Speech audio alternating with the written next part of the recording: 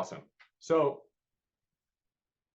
what we're gonna do is start with like how we landed here. So we're on the topic of an LOI, whether you've been coming to these sessions or not. An LOI does not exist like as a solo thing for buying a business, in a vacuum. There's an overall deal process. It commonly looks like this. One, you're deciding if you're going to buy a business or not in some capacity. Despite the modality, you're going to network with folks. You're going to look at deals likely on market, and then you're going to make offers. You're going to diligence throughout. You're going to get your ducks in a row, which means financials, deal team, things like that, and then you're going to close. Obviously, if it was that simple, everyone would buy some business, and no one would ever go bankrupt, and we'd all be one big ETA family. But this is more to give you an idea of, let's start with a timeline and figure out where LOIs fit in. Less commonly, you'll add off-market deals to that timeline. So you're looking at them both on and off market, so dual channel focus.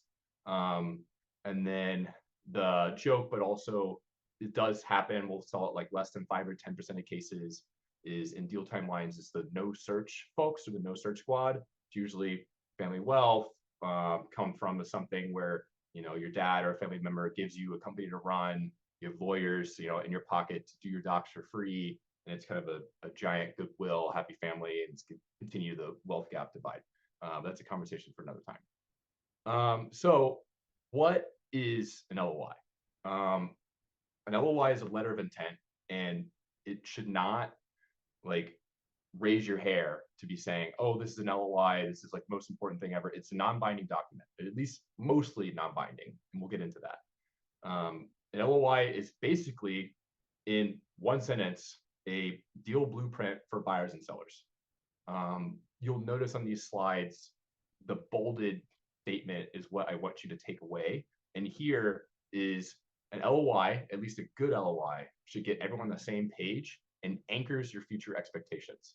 And that's why it's important, because it combines qualitative and quantitative elements that have led up to this moment that you're writing an offer, a non-binding offer, but it's setting up all of your future deal expectations, and people do judge them significantly. So this will mirror a little bit of the materials in the podcast episode that Charlie sent, but it also mirrors, usually there's like 7 to 12 specific sections that you will see in most LOIs. This is 8 of them.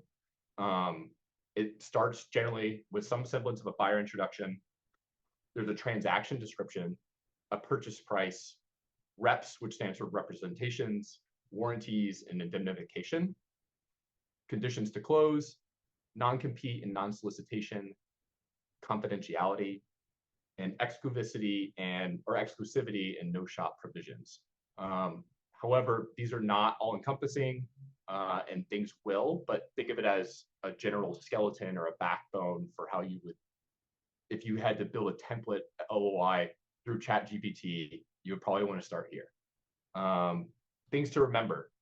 Again, the LOI is mostly non-binding. Do not be afraid to send LOIs. I want to repeat that. I'll repeat it again. It's extraordinarily important. However, the most important thing that you will see on this is that you should be simple with your LOI. It should remain constructive. There's not fluff. It's cogent. And it should be thoughtful. So it combines a little bit of the deal mechanics that you hopefully, either as a veteran or as a business buyer or someone that's interested in being an entrepreneur, weaves in stories or pays attention to what people actually care about in the deal beyond just purchase price and terms. All right, so now what we'll focus on is going down kind of in order, not a deep dive, but a little bit more of an extrapolation on each one of these categories. So in the buyer introduction, I cannot stress this enough. Like, do not be a robot. Do not sound like somebody just gave you some sentence to say. You should actually truly introduce yourself and be earnest. This is your chance to continue to build a relationship. If you've done that in person at all, if you have any trust strings to pull on, and it really helps savvy buyers or savvy LOI writers lean on the non-transactional elements of this, which is how you will win deals when you're not the highest paying offer. The buyer introduction is a personalized section, but as the meme shows in the top corner, you should always be thinking about how it's helping you to close the deal. And don't go off script. Next section would be the transaction description. This is where it gets a little bit more nuts and bolts, less of the story time, right? But everything is interconnected. Remember, you're building a spider web. It's like whether you're applying for grad school, whether you're writing an application for a scholarship, you need to have a cognitive arc and a narrative thread. So everything still needs to be connected. So in your transaction description, you're basically just telling them what you're planning on doing and how you're going to do it to follow, at least with the purchase price. And that starts with two specific categories, an asset deal or a stock deal. I'm sure there are other transactions like ESOPs and other things I like talking about, but for this sake of this, we're going to talk about specifically assets or stock deals. So it should, in one sentence, maybe two max, say who, aka the buyers, the firm or partners, is buying what via an asset or a stock deal from whom? The seller's family, and all entities involved. And that's it. All you have to do in this section is not mess up whether or not you're doing an asset purchase for a stock transaction or a stock purchase for an asset transaction. And that's it. So now all you've had to do is tell your story, tell people why you're interested, to introduce yourself, and let them know what you're trying to do, who you are, and acknowledging them that they own something. So not that difficult. Purchase price. So the basics of what people think about a purchase price, it is actually the price you're going to pay, total transaction, cash at close, so either as a numeric number and or maybe as a percentage of the deal. So $5 million purchase price, 1 million cash at close, 20% cash at close. And any promissory notes. There is a lot of recent trends to call notes that were previously maybe branded as seller notes or seller forgivable notes, things like that, to call them contingent notes.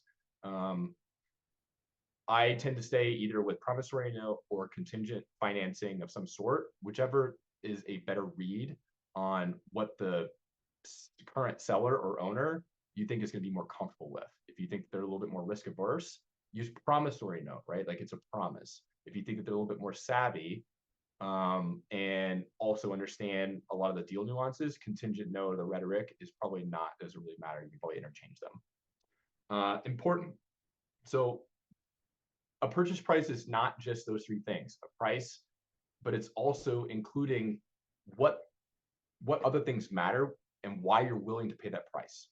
So if they have any existing short-term or long-term debt with the company, what's happening with payables and receivables, that you're going to save yourself a lot of heartache and future post-LOI negotiation if you don't address that here. And then what's happening with equipment, whether it's asset heavy or light, and basically the valuation of them. Do not leave purchase price without addressing working capital. If you want to learn about working capital, hit me up offline specifically.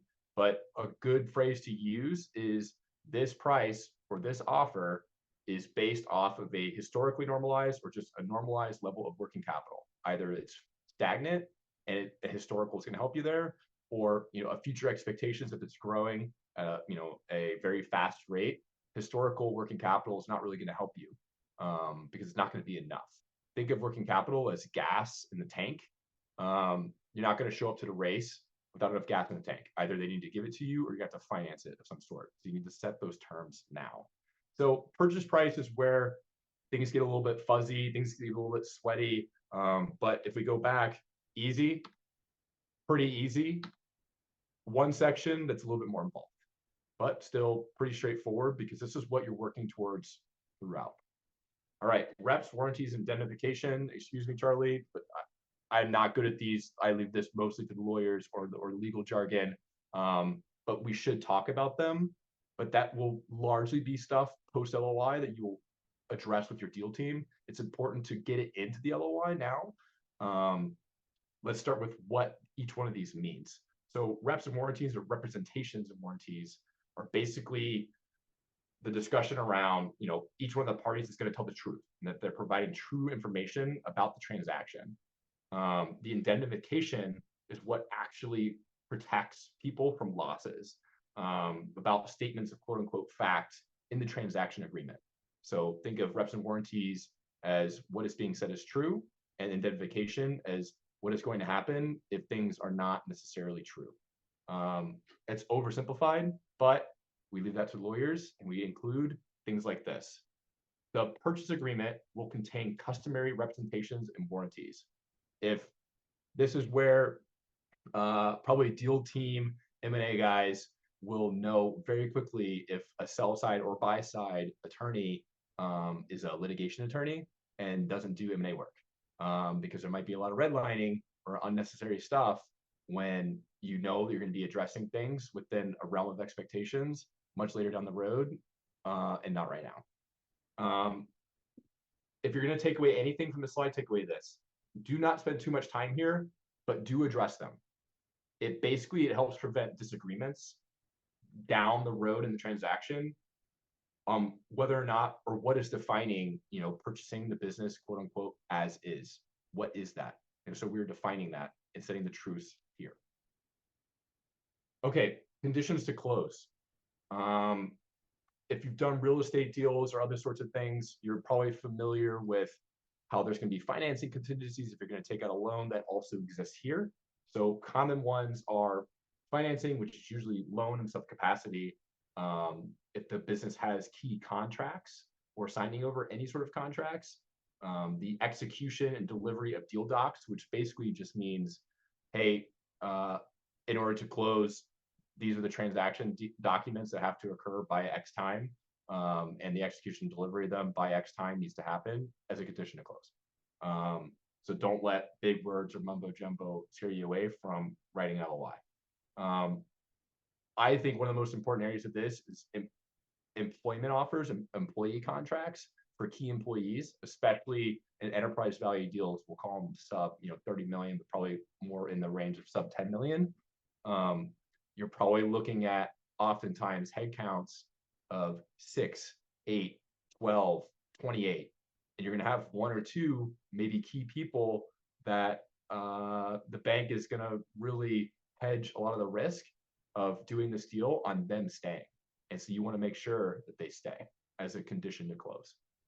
And receipt of all third-party consents, just think of it similarly as execution and delivery of deal docs. Again, leave that mostly to the lawyers, but there will be third-party consents that are involved in the deal. Also important, but less common, at least in terms of talking about stuff, unless it's a litigious environment, is legal or regulatory. And then I put in quotes, material adverse change, right? It's like when you buy a house and you go and inspect it 2 hours prior to going and signing and closing. You're not wanting there to be a whole bunch of broken windows or to be flooded out. It would be material adverse change. So you want to make sure that's not you're either defining that and what that is, or you have a realm of expectation around what is the go forward value of this business and what sort of changes would garner retrading or renegotiating the deal. All right, so non-compete and non-solicitation. It's pretty straightforward. However, what's really important here is these three areas. Is if you make sure to include it and define it about what is certain and reasonable for both the non-compete for sellers and buyers and for the non-solicit.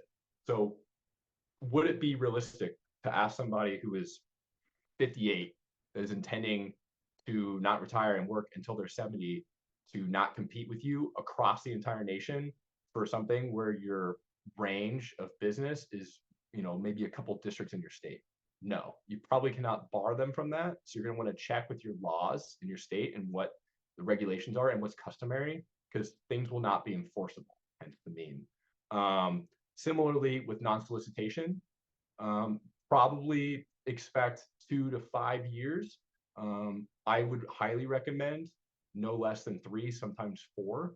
I know in many instances, including a couple service providers that we have in the ETA space that were previously very savvy and exited companies. And as soon as their 3-year timer or 4-year timer finished, they are very good at their job still, and they re-enter the game. So do not be afraid and do not think that this is a bad thing to include. It is absolutely, you do not want someone setting up a new ice cream shop across the street from you when they have the proprietary formula and know all your customers and vendors in a short period of time. That will absolutely sink you. Confidentiality. So let's start. I was going to make a joke at the beginning, that was if we were going to like go and read a couple of my LOIs that I've written and ask Charlie if everyone had signed an NDA part of this conversation. But what you want to check with this is if it is a broker deal, making sure that if you sign an NDA prior, that it is still reiterated on what the confidentiality terms are in your LOI. You want to re-include them in your LOI. What I do want to make sure and why that's really important is because you're going to want to readdress how important it is that it is not just specifically the buyer and the seller and the broker. It is all their key managers, owners, advisors, family members. Oftentimes there's multiple family members in the business or knowing other people doing business in the same area, or they have multiple family that are not in the business, but are in other adjacent businesses, and people talk at Thanksgiving and Christmas dinner. And it should apply to everyone that confidentiality remains. So exclusivity and no shop provision. This is sometimes a hotly contested topic in on-market deals. And I mention that because if you are in a potential bidding war for submitting an LOI and your exclusivity period is staged out as, all right, this is what we're going to do in 30 days. And if we break in 30 days, this is what's going to happen. And the other person is actually it's carte blanche, 90 days, no matter what. That's where I would say you need to probably be a little bit more savvy if you're trying to win a deal, not overpay, but win it by saying, hey, this is what's going to be the exclusivity period in the first 30 days and things of that nature. But overall, typically, an accepted LOI should grant you deal exclusivity of around 90 days. That is because that is when people within a realm of expectations, your standard deviation, I don't have the exact numbers right now, think that you would be able to go and get financing, whether SBA or otherwise, and effectively put together a deal timeline. It could be 45 days, it could be 120, sometimes even longer. Seasonality, cyclicality, the time in which you executed documents all impact this. But just think of 90 days in some capacity as an anchor, a realm of expectations that is normal. The no shop piece of this is kind of goes back to some of the confidentiality piece as well, about how it extends beyond just whatever NDA you've signed directly in between people, but is really doubly emphasized around marketing and conversations around deal dynamics, and soliciting offers. So if you take away anything from this slide, take away first the fact that exclusivity in an LOI is extraordinarily important. And it's okay to have a 90-day expectation coming in, but you should be flexible and thoughtful about your exclusivity period. If it's like a highly contested deal, and you're probably going to have to map out what that would look like. And then second, no shop provision, similar to confidentiality, extends to any related parties. So affiliates, representatives, officers, members, managers, advisors, etc. People talk, and you're going to want to make sure you include that. So what I will come back to before Q&A is talking about this again, kind of to wrap up. So we briefly talked about the easy intro sections, buyer introduction, aka working on your story, which you should have already worked on for the most part and built up some rapport when communicating with these parties initially, the transaction description, which is extraordinarily short, purchase price, which is where the light modeling comes in and all the fun terms and hotly negotiated aspects. That's probably where people are going to be spending the majority of the time, really fine tuning a specific LOI to a specific business. Reps, warranties, and indemnification, getting them in there and addressing them upon contact, but not going too deep, and using that as a proxy, maybe for the sell side or buy side, whichever way, counsel to see if they're going to be savvy or not. Conditions to close. A reminder about conditions to close that we didn't talk about earlier is this is something that whether the seller is telling you or not, they're constantly going to be worried as a buyer that you're going to be able to qualify for this. So initially, when you have a letter of support, say from a bank that says, hey, we are willing to finance this person up to a certain amount of enterprise value deal, like we think that they are good enough to jockey this business. That's why oftentimes people get pre-screened as buyers. It's not necessarily right, but they're looking at it as, okay, we know that this person has some either personal balance sheet or has some semblance of realm of expectation of what a deal process looks like, and the conditions to close is not going to be basic skill to put this deal together. And that's important to realize and manage, because throughout this whole thing, the LOI, although it's non-binding, it's a deal blueprint, and it's about anchoring future expectations, it's still an extension of managing people. Your job with an LOI is to have the deal blueprint that manages the deal by managing the people. So that extends finally into non-competes and non-solicitation, staying within your state's realm of expectations to the state-specific laws, confidentiality, exclusivity, and no-shop provisions. If you don't take away anything from this, with the exception of my bad humor through memes, remember that an LOI is not mostly non-binding. There are certain pieces of it, usually related to exclusivity and confidentiality, that you can include like basically a paragraph. There's many templates out there that says, with the exceptions of points 17 and 18, the rest of this is non-binding. So do not be afraid to write an LOI. It is not necessary to write an LOI to buy a business. Oftentimes in a proprietary transaction or in a bidding on-market transaction, you'll write first an IOI, an indication of interest, and then move, which sets in a 1 or 2 page document very quickly, maybe like a range price, what you're thinking about, maybe a little bit of mirroring of your prior conversations, that you're listening to them, so that they on the same page of, okay, are we going to be moving towards a deal in the right direction, and within 10 to 20% of price and term expectations upon contact. And then LOI. And then you still haven't bought the business. You have maybe gotten, and once you go under LOI, you got your exclusivity period, hopefully around 90 days. You're going to be working and doing a bunch of diligence to now actually interface with probably a bunch of different deal team members, whether you have any equity investors or you're funding it yourself, and working towards a close. And it starts from getting your exclusivity period by managing your deal blueprint through your LOI. So be simple, be constructive, and be thoughtful. And that's all I got for right now. I'll keep the slides up, so if anyone have any specific things, unless or I'll take them down, and then if people have specific stuff. Great, that was awesome. Sure. Awesome, thanks so much, man.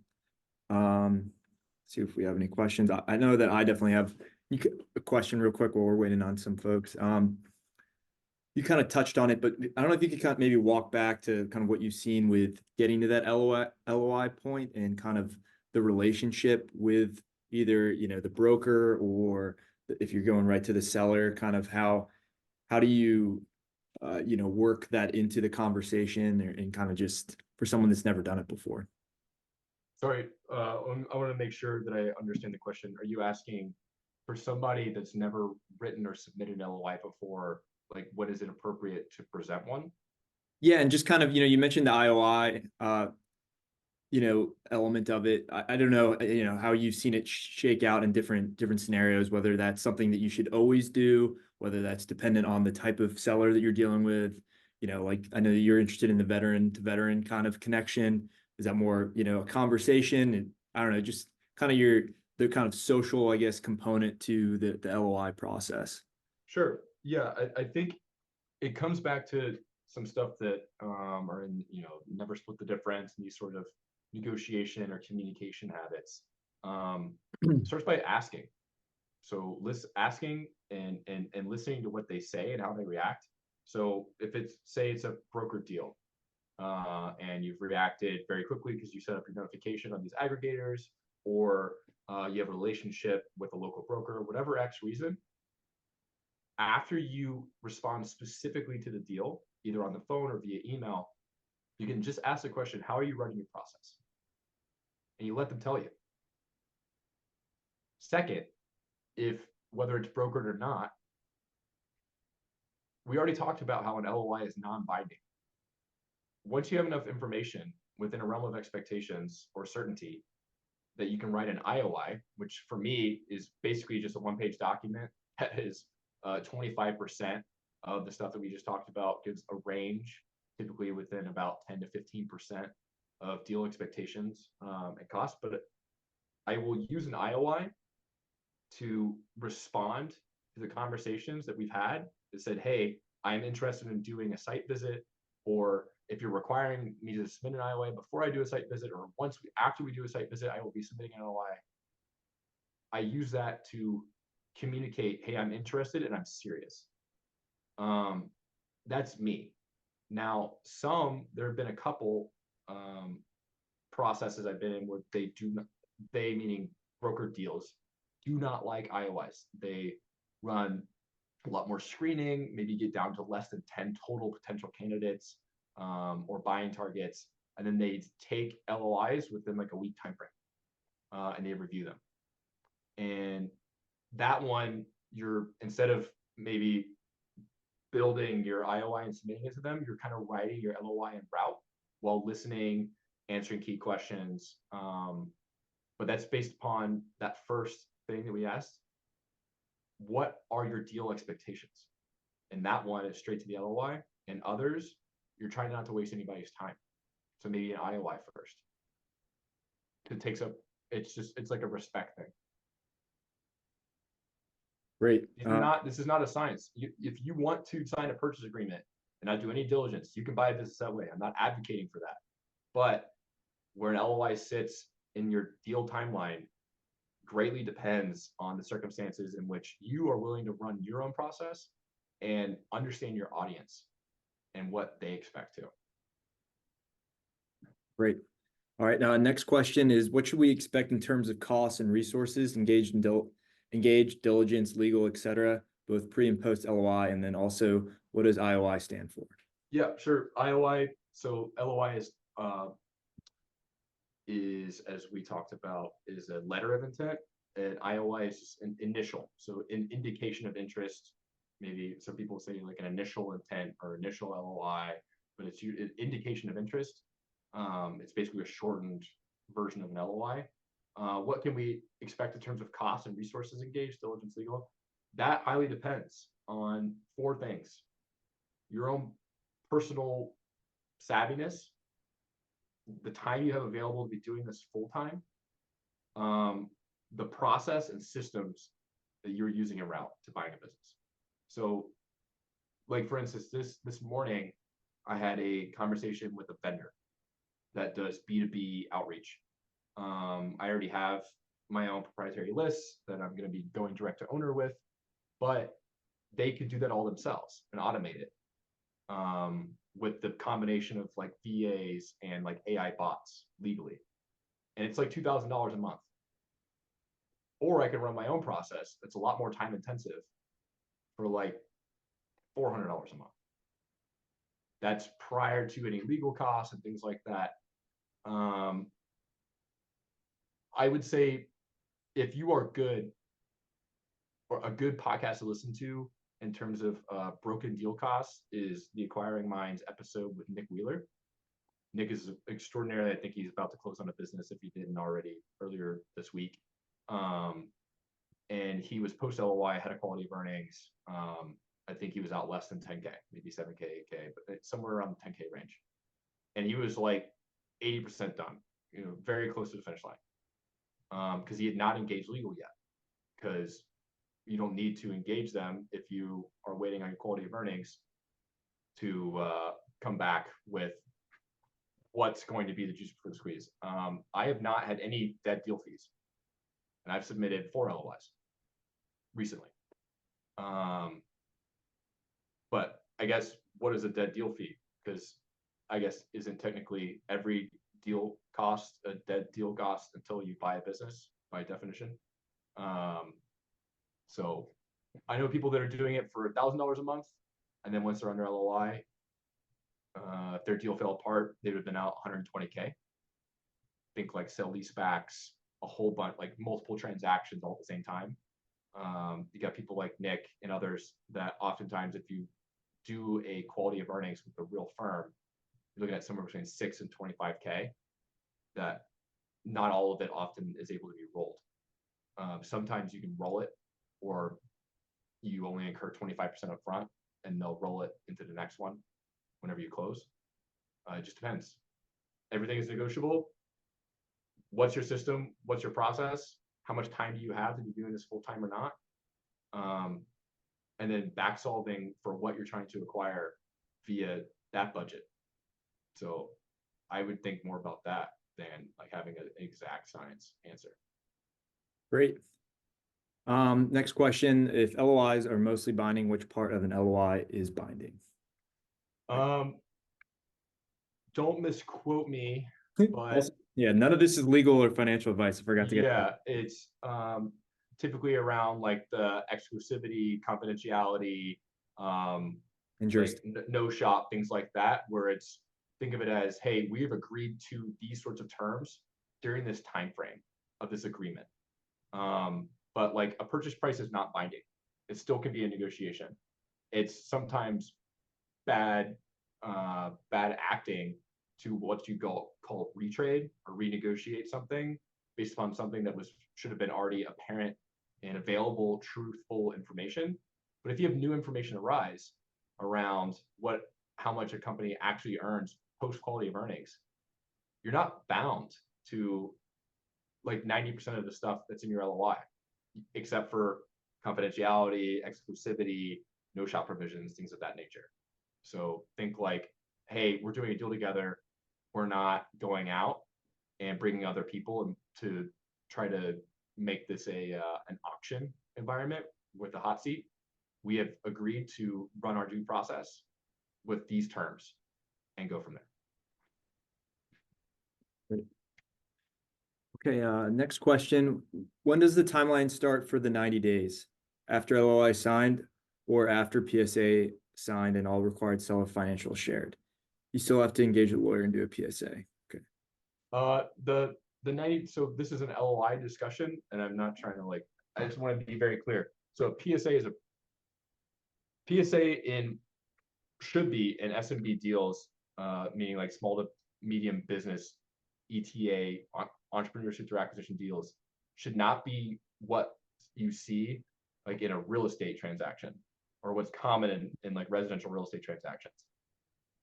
The reason why we were talking about an exclusivity period is related to the LOI is you were saying, hey, we are submitting this largely non-binding document that's going to set future deal blueprint and expectations to manage the deal moving forward. And we have an exclusivity period as soon as we sign this. So that's when the timer starts. If you sign on like a Friday evening, you're probably not starting the timer on the Saturday morning. You're probably starting it on the next Monday, next working day. It just depends on however you define it. Gentlemen's rules apply. But it's not like a LOI comes alongside your PSA and you've already signed the purchase agreement. Now you have like 90 days to go and figure everything else out and back out of the PSA. No, you're working towards a sign and close with your PSA. You are negotiating post LOI into a much longer document that on the day of closing, you are signing and closing the PSA on that closing or settlement date, which is different than a lot of real estate transactions where you're signing and offering to buy a piece, of real estate via a purchase agreement or sales agreement. That's how they defer. And that is generally a good sign or a red flag that if you're dealing with somebody, whether it be a broker, intermediary, owner that is trying to run it like a real estate transaction, that is a significant yellow, if not red flag, and it might be very tough to move forward in an appropriate manner. Or you have to teach them about what your expectations are. Did that answer the question? Yeah, great. Yeah, thank you. And then how would you say, with the turnaround from when you submit that LOI, what does that kind of communication process look like? Sorry, broke out there for just a second. Yeah, no worries. After you, So you've had these conversations. You're saying, "Hey, I'm gonna submit an LOI." You submit it. What kind of timeline do you think is reasonable for someone looking to buy? When they know whether it's dead or not. like just what the timeline will look like after that. Yeah, and then So follow up on that. I would start with, there's a couple materials out there. I think either Nick Hauschka or these other folks kind of have published on Twitter and these other sorts of blogs about how to visualize the timeline and who and what key stakeholders you're having once you sign the get a signed LOI, who you're engaging, like all stakeholders phone call meeting about getting documents and deal stuff together. But it is inherently depends. So prior to signing your LOI, did you have a data room? Did you already have access to tax returns? Did you already have all this information that you probably should have?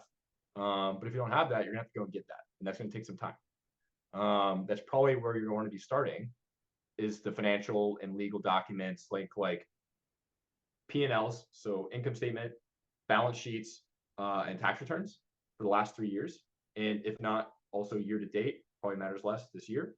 So last 3 full years, an employee org chart, real estate and lease agreements, and if you don't have that, you're going to be wanting that very quickly because that's what anybody is going to be asking for ASAP Rocky.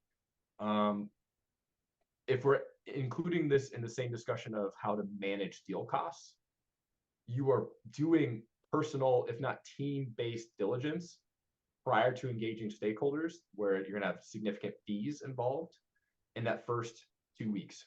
You're going to be looking for your no's and asking about them as quickly as possible in a reasonable and respectful manner before you start incurring significant deal costs within the first 30 days, hopefully.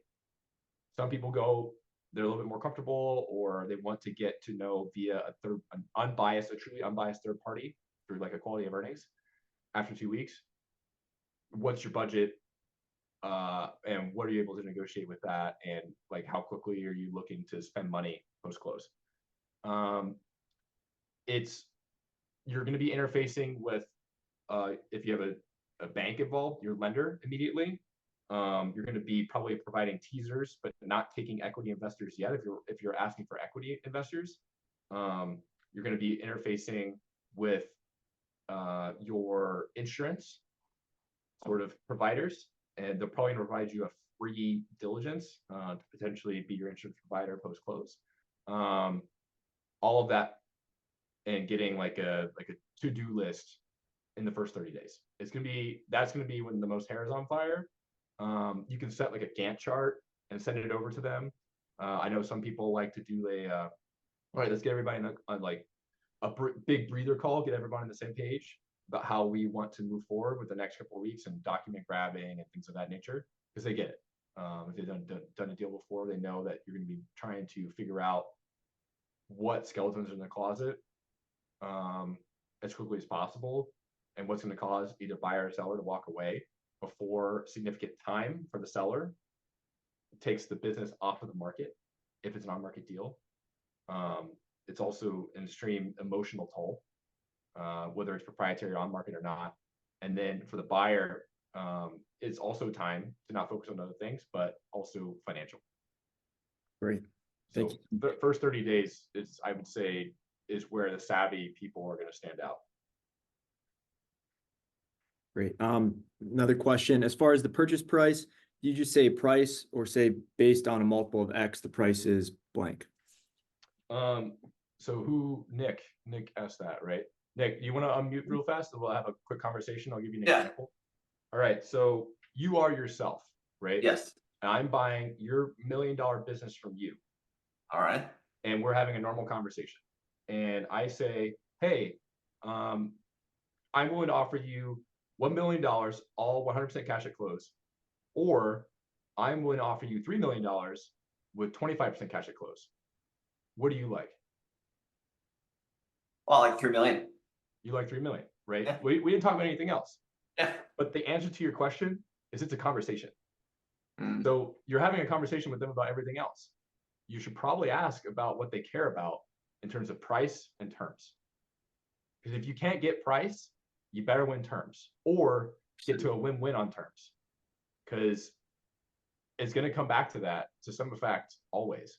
Either if it's an asset deal and it's taxed a certain way, you know, even if you pay a 4x on this transaction, they may only be actually receiving a 2.5x after all taxes and capital gains and all this kind of fun jazz. Whereas they may want a stock deal, or may have heard somebody on YouTube University talking about how everybody needs to get a 100% finance deal because it's better for all buyer and seller involved because they want to get mailbox money for the next 10 years. I don't know. You're having all these other conversations with them, but in order for me to answer, do you just say price based on multiple of X? Well, have you had a conversation with them about it? And what do you think that they care about? And then you can also structure that in two ways. So in my last LOI that I submitted an offer 8 million, about 70% cash at close. I didn't mention anything about a promissory note. I just know that they cared about specifically a purchase price and cash at close because we had conversations about that. And then the second bullet was, hey, or 11 million, 10% cash at close. And I knew that if they didn't care about either one of those things, they weren't even going to ask me about the other terms yet. It would come out because it was an IOI. They moved to an LOI. But if that's not in the realm of expectations, it's not going to matter what the other pieces are. You got to be a human, not be a robot, and have a conversation because they're a human too. No, it makes sense. Appreciate Does that work? So I guess in the other deal would have been like, now I don't want to assume, but like, you know, how old is your dad? My dad's very old, 82. And do you think that he would have the same answer? Oh, geez. He want the money now. He want $1 million. There you go. That's because you know him and you've had the conversation with him. I have no idea because I haven't asked. It's not because I am assuming things based upon your age, but you've actually had the conversations and you know his personality. I need to get to know them and develop the deal within my comfortability zone to win it via the LOI within their comfortability zone. And that's it. One thing I do want to leave with is what I enjoy about the veteran community, having been, you know, someone who has served for the longest period of my, you know, professional employed life. I haven't had a job longer than 6 years, 29 days, 23 hours, 59 minutes in another sector. Is the ability to continue to give back and people continue to pay it forward. There are a lot of people that have gone before me and I continue to reach out to in this process and in this journey, veterans or ETA folks that have really paved the way for me to be able to share with you all tonight. And I am 100% indebted to their time and efforts whenever I ask them anxious questions not too long ago. And that's why I'm here. It's not because I want to word vomit at you and end up with like a recorded piece of content. It's because I really truly am grateful for what others have done for me, and I want to be able to provide that as well. Awesome. Thanks so much. Appreciate it. Appreciate you, man.